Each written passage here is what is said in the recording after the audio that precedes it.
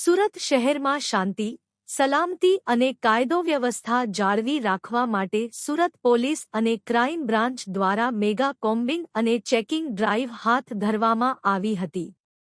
વરાછા વિસ્તારમાં ફૂટ પેટ્રોલિંગ, વાહન ચેકિંગ તેમજ શંકાસ્પદ વ્યક્તિઓની સઘન તપાસ કરવામાં આવી હતી.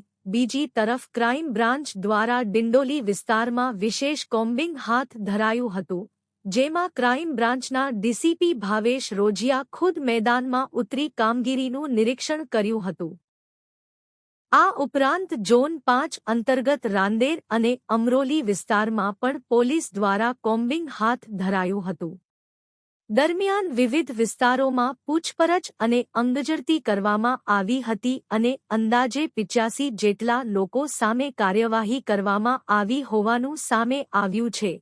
પોલીસે જણાવ્યું કે શહેરમાં અસામાજિક તત્વો અને ગુનાહિત પ્રવૃત્તિઓ પર અંકુશ રાખવા આગામી સમયમાં પણ આવી કામગીરી ચાલુ રહેશે.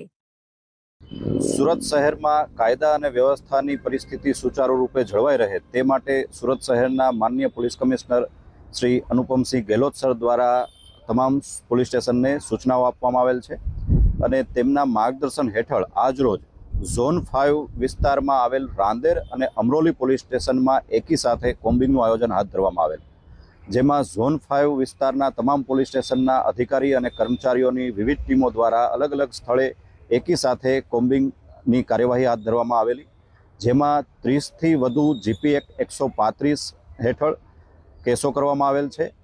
આ ઉપરાંત 85 જેટલા અસામાજિક તત્વો વિરુદ્ધ કાયદેસર કાર્યવાહી હાથ ધરવામાં આવેલ છે તેમજ તેઓ વિરુદ્ધ અટકાયતી પગલાં પણ લેવામાં આવેલ છે.